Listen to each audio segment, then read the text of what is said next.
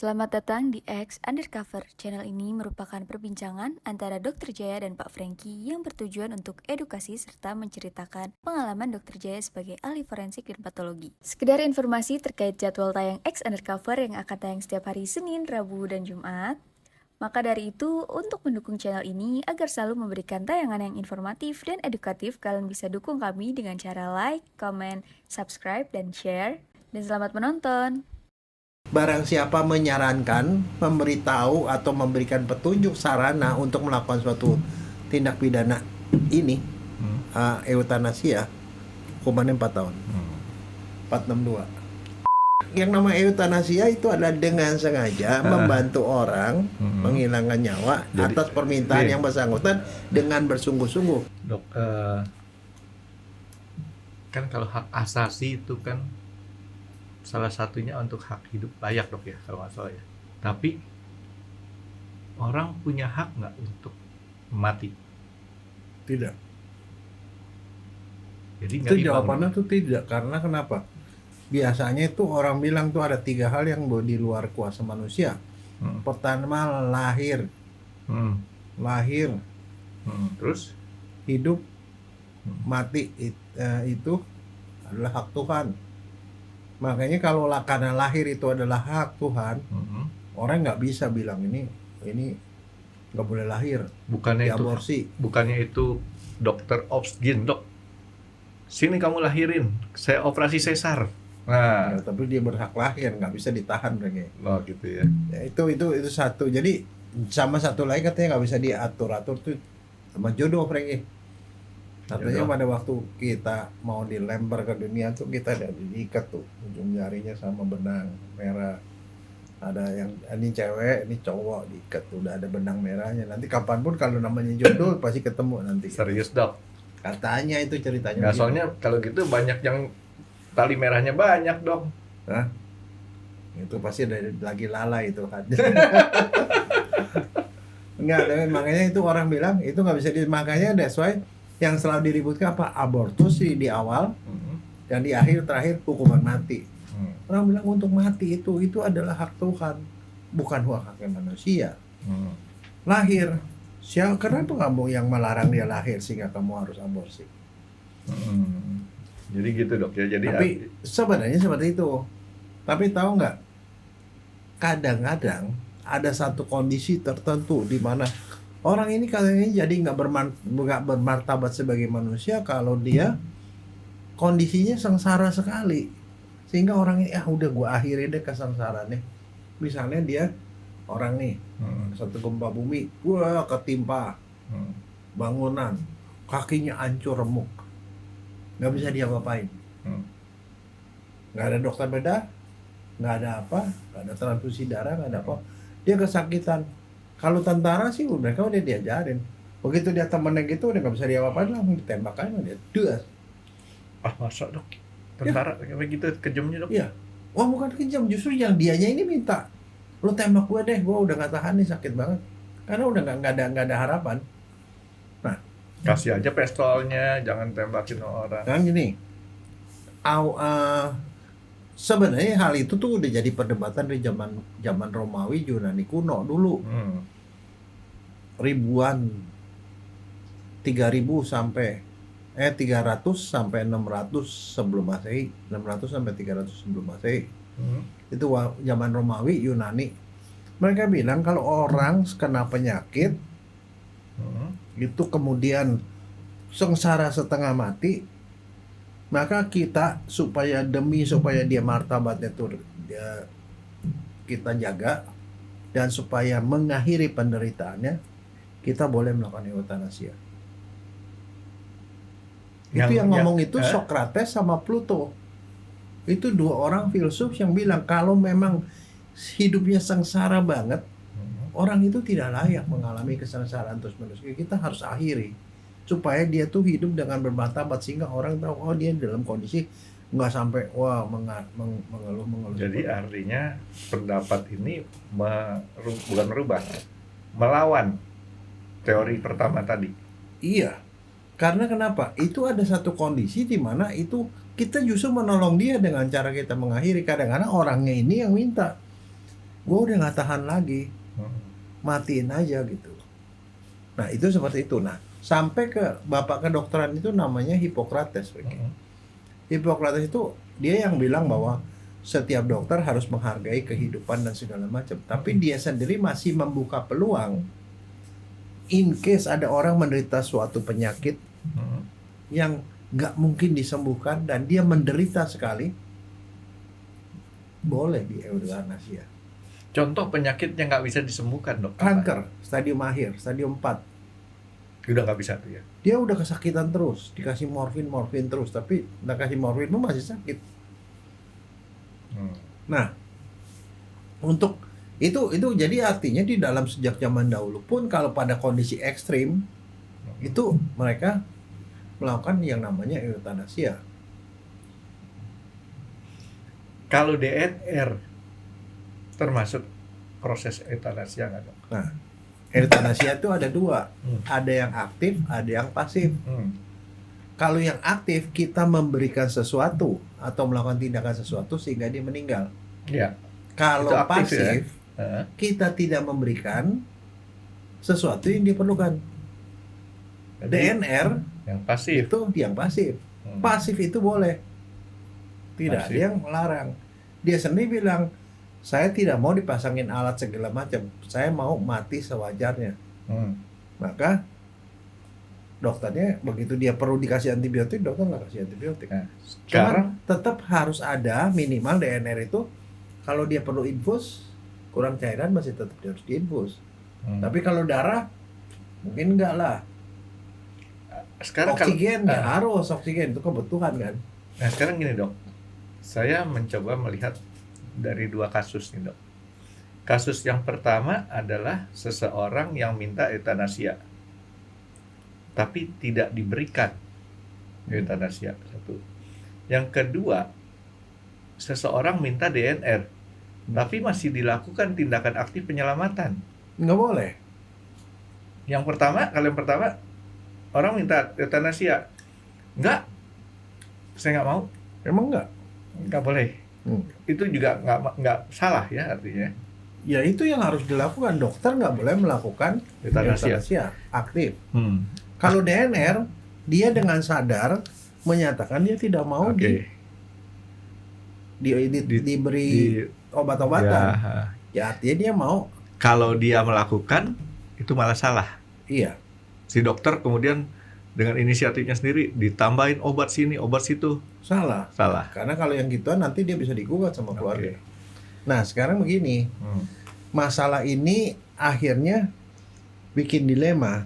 Ada satu kejadian nih, seorang dokter perempuan, dia punya ibu sakit kanker.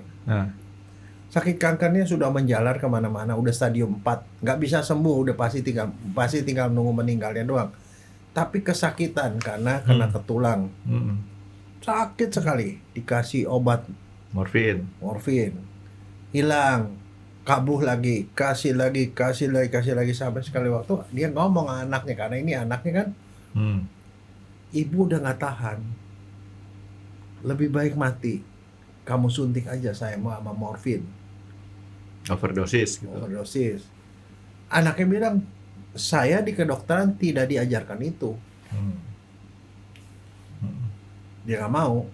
Tapi saking dia kesakitannya si ibunya, dari ranjang dia terjun, kakinya patah. Tambah parah. Tidak meninggal. Diobatin.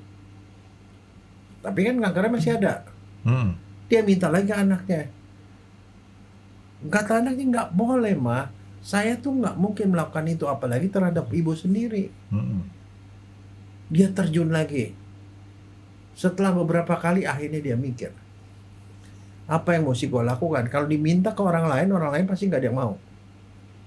Tapi ini anaknya nih, dia sayang sama ibunya. Justru karena sayangnya sama ibunya, dia nggak tega melihat ibunya kondisinya begitu.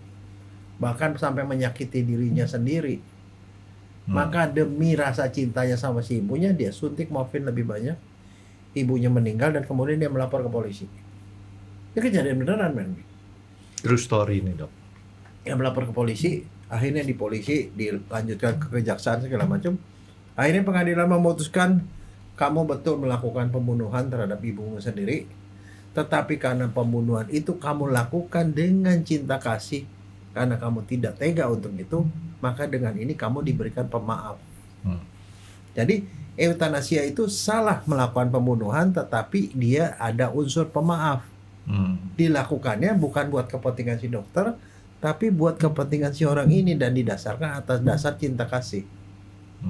Dok, sekarang saya mau nanya, kalau misalnya ada kejadian kayak tadi nih dok, terus kemudian si anak ini serba salah kan?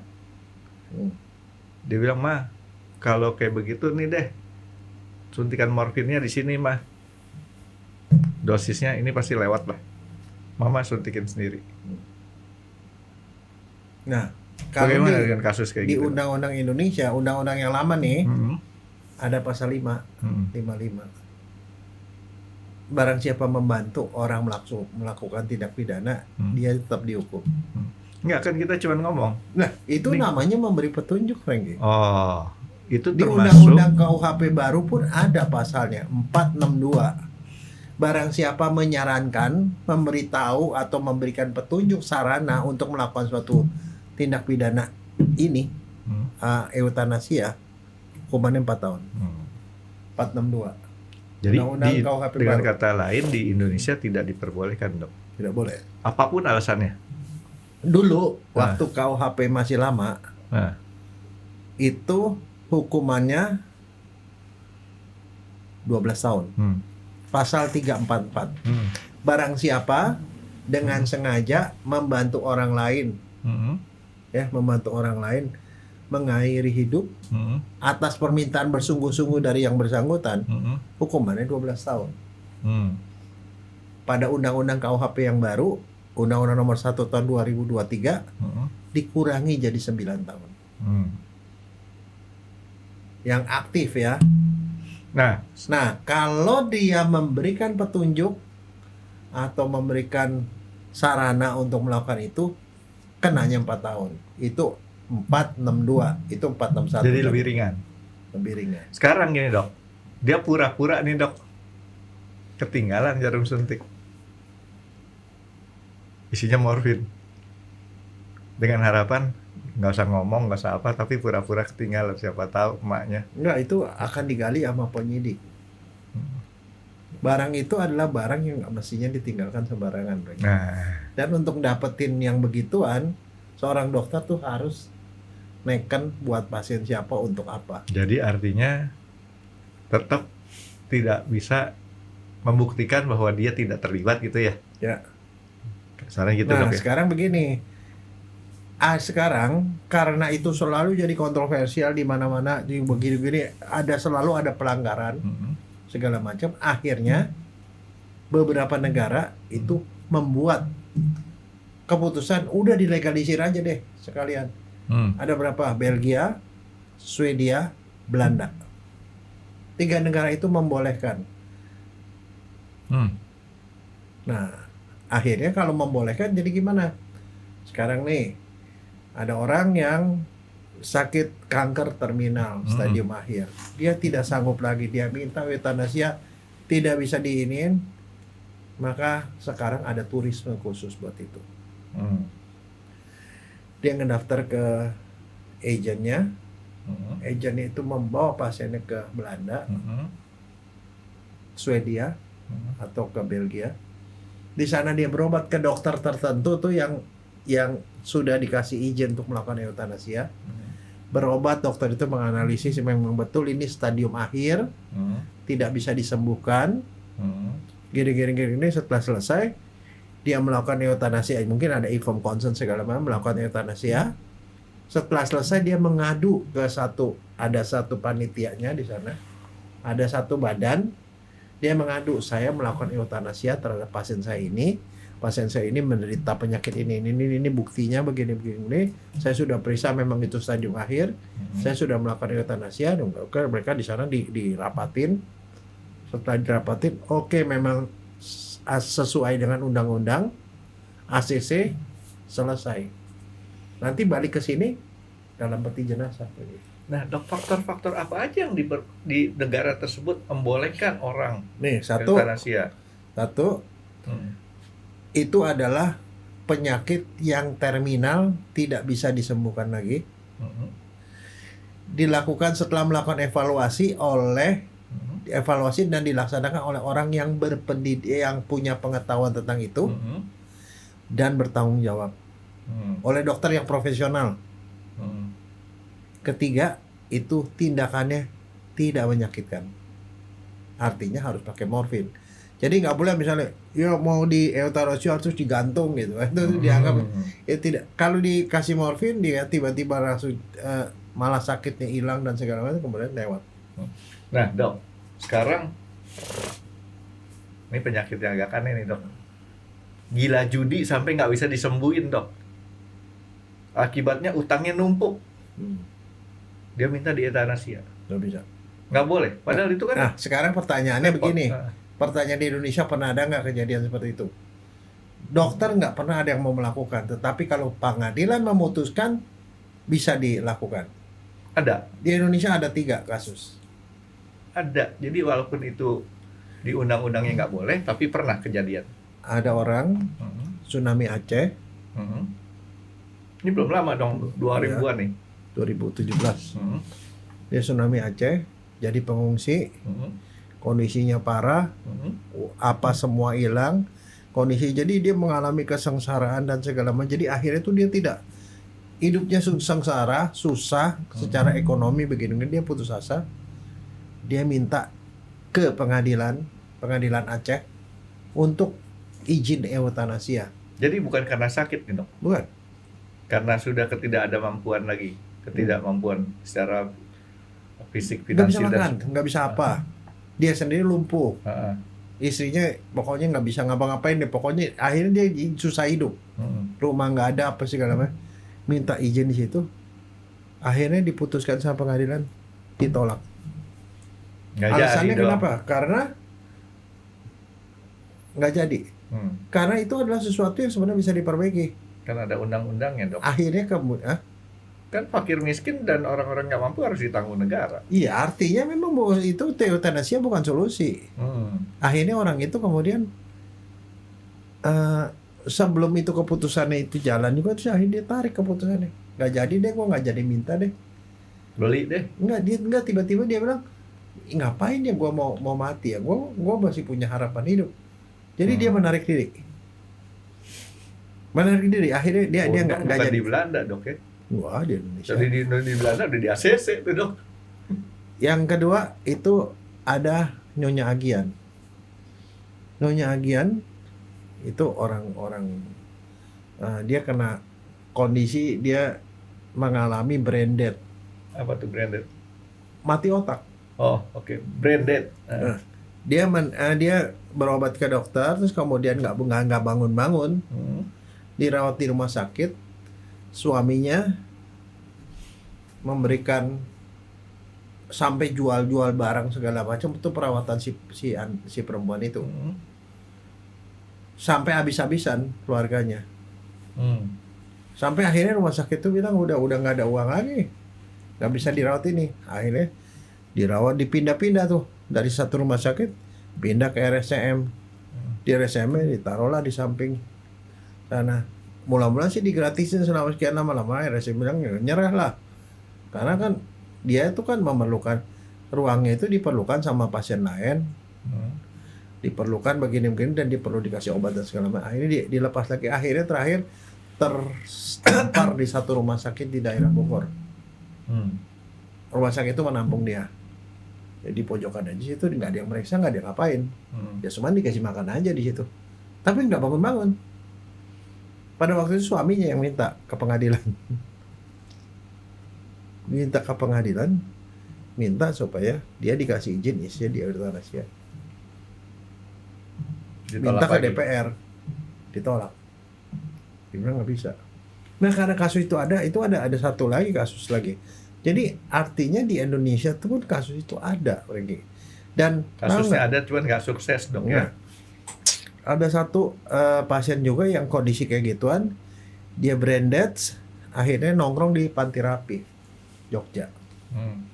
Itu selama beberapa tahun, mungkin sekitar 9 tahun. Dia nggak meninggal-meninggal, tetapi nggak pernah nggak bangun-bangun juga. Tapi kan Jadi cuma udah dikasih makan aja kan nggak ada masalah, Dok. ya nggak ada masalah, tapi Artinya- siapa yang biayain? Nah, Nah itu kan rumah sakit masalahnya, keluarganya tuh udah nggak bisa biayain itu. kalau ditaruh di rumah, kan cuma Siapa dikasih yang makan. ngurusin? Ya orang rumah lah, Nggak ada, Frankie. nggak ada yang mau. Itu kondisi itu adalah kondisi udah mentok, udah nggak ada yang ngurusin di rumah, dia terdampar di rumah sakit bilang gue udah nggak bisa ngapa-ngapain. Nggak mungkin pasien itu tiba-tiba dikeluarin dan kemudian ditinggal. Hmm. Nah, Hmm. sebenarnya kalau kasus-kasus seperti itu mestinya ada satu institusi, saya nggak tahu, tapi Kementerian Sosial barangkali Hmm. itu yang mesti menampung hal-hal seperti itu. Itu kan tetap aja warga negara Indonesia kan. Iya. Tapi kalau orangnya cukup mampu, mereka bisa ya pergi ke negara-negara yang membolehkan itu, pergi.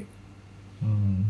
Karena di Indonesia sampai sekarang pun saya jadi baru juga mempelajari, oh ternyata di undang-undang KUHP yang baru itu tetap dilarang.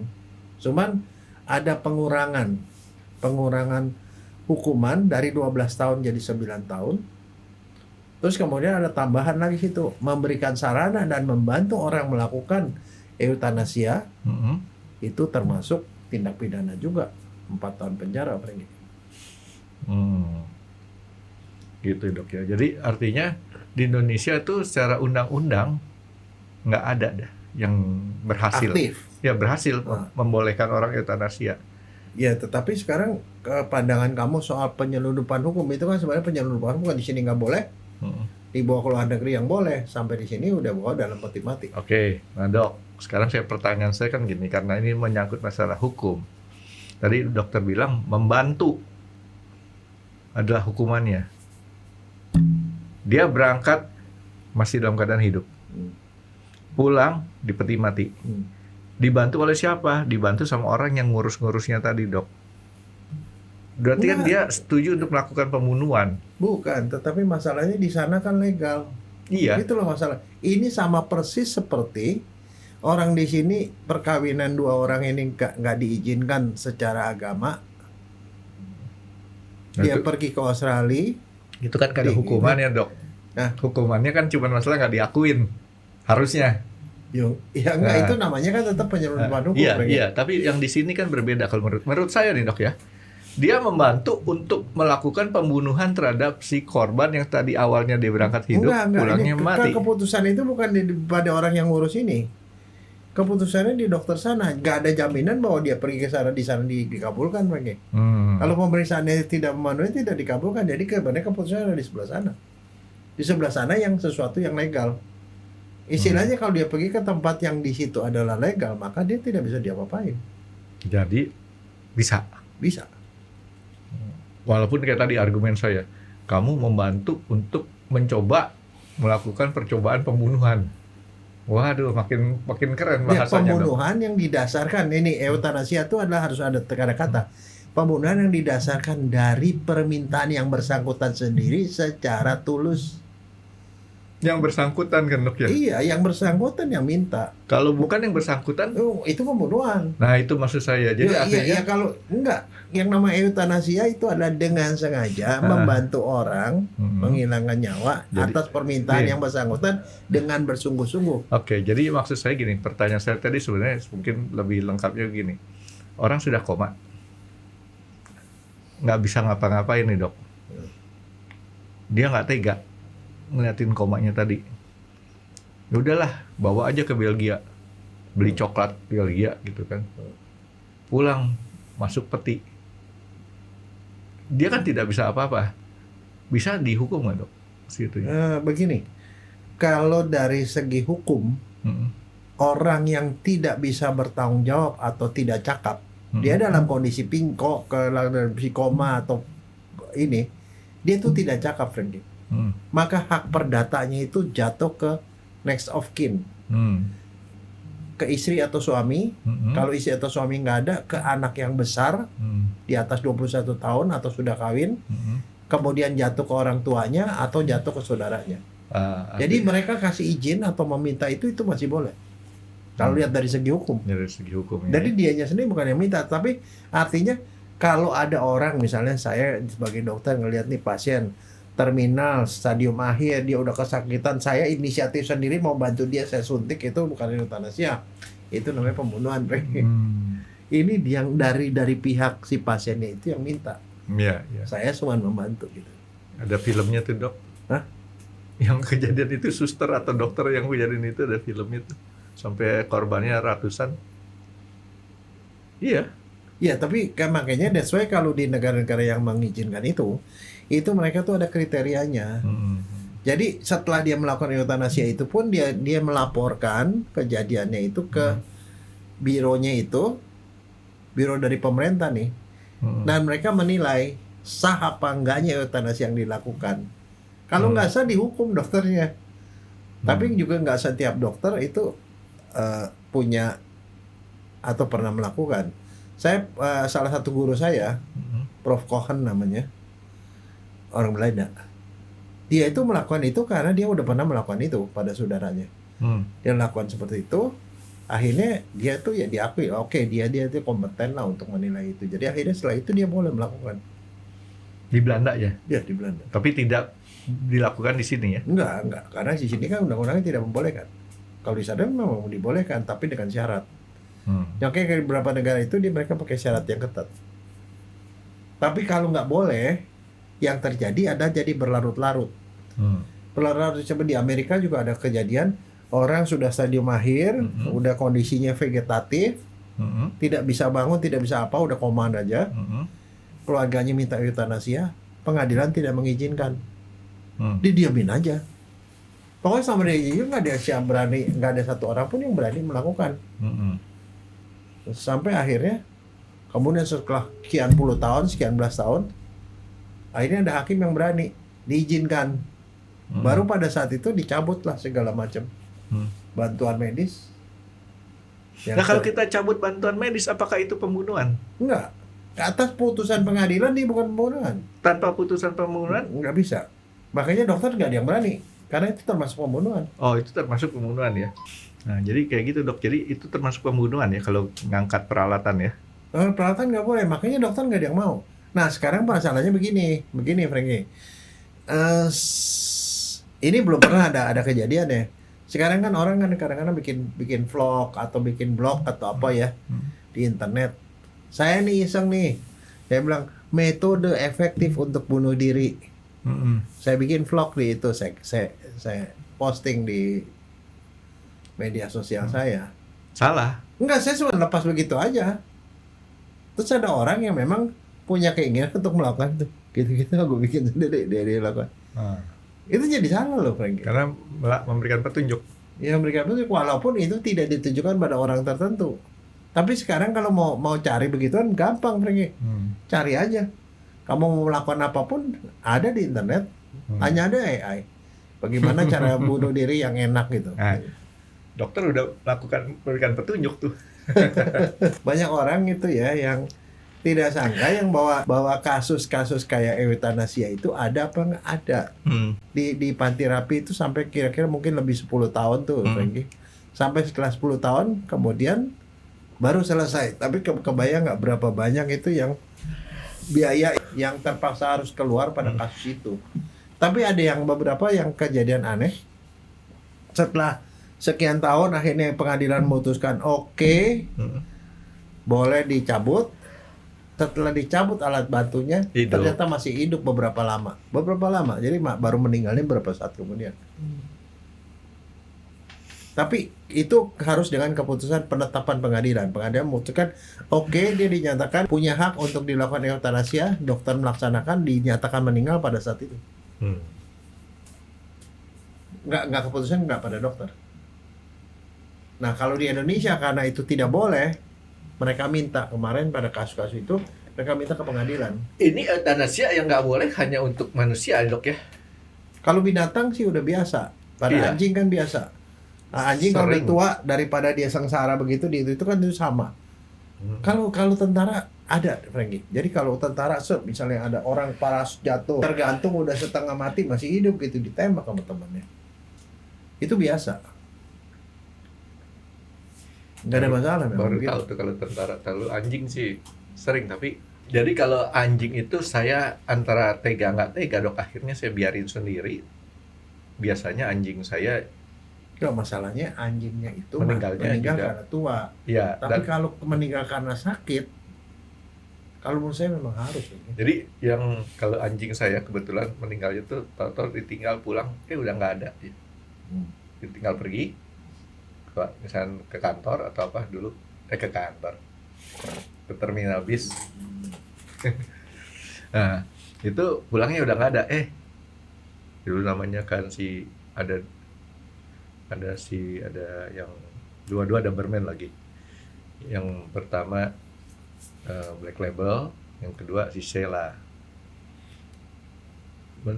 Matinya boleh dibilang setengah wajar karena nggak ada sakit, tahu-tahu mati aja gitu.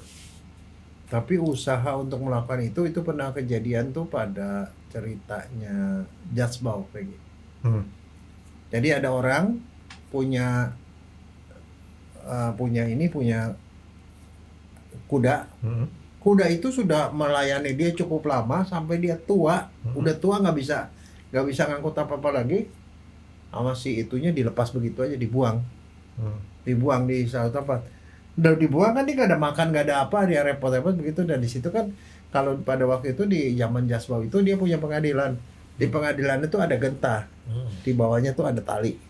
Tali itu ya tali rami. Kalau itu dikonteng-konteng berarti ada orang minta keadilan gitu. Jadi nih si kuda ini saking dia lapar di jalan-jalan ada gitu-gitu dia gigit. Itunya rumahnya itu loh talinya. Konteng-konteng dibuka lah pengadilan. Siapa yang datang? Ternyata kuda. Tuh dia nanya lah, kan dia lakukan penyelidikan. Ini kuda itu dari mana, kenapa begitu? Terus kemudian dicari-cari, orang itu bilang kudanya kuda ditanyain itu, dok. Kudanya ditanyain nggak bisa. Ditanya orang lain, saksi-saksi segala macam. Orang bilang, oh kuda dia bilang dia dilepas, dia kelaparan, dia gitu. Dia bilang, oh dipanggil yang punya, pakai. Kamu salah, kamu membuat dia itu bisa mati kelaparan, dia bilang.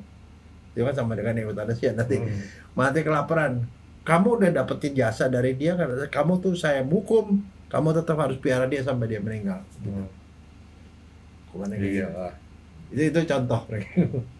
Ya, ini euthanasia buat saya satu hal yang di otak saya dari dulu itu dilematis sekali ya. Enggak, tapi sekarang masalahnya begini. Itu coba kita balikin ke cerita yang dokter tadi. Itu ibunya sendiri yang sangat dia sayangi.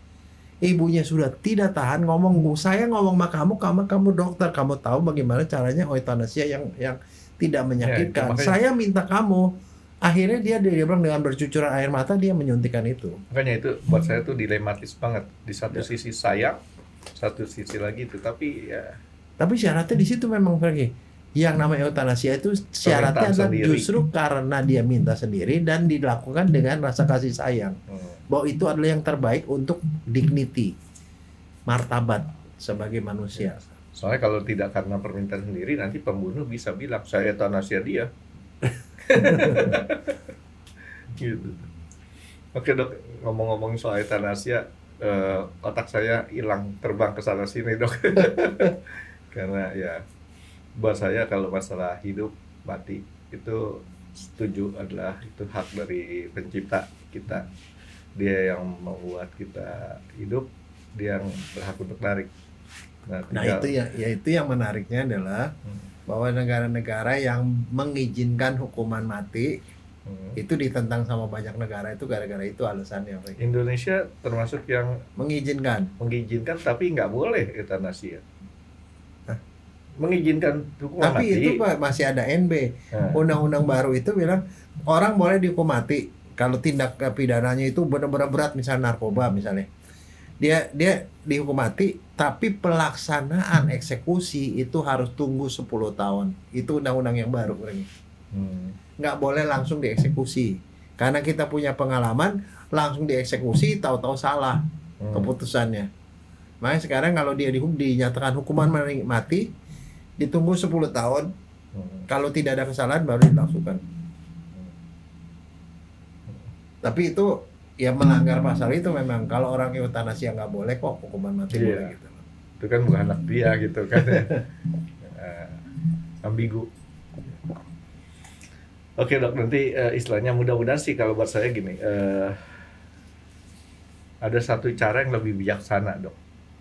Mungkin bagaimana caranya ataupun apa yang istilahnya di satu sisi kita bisa melakukan suatu hal itu dengan lebih pasti tanpa melakukan suatu hal yang menurut saya bertentangan dengan banyak orang ya.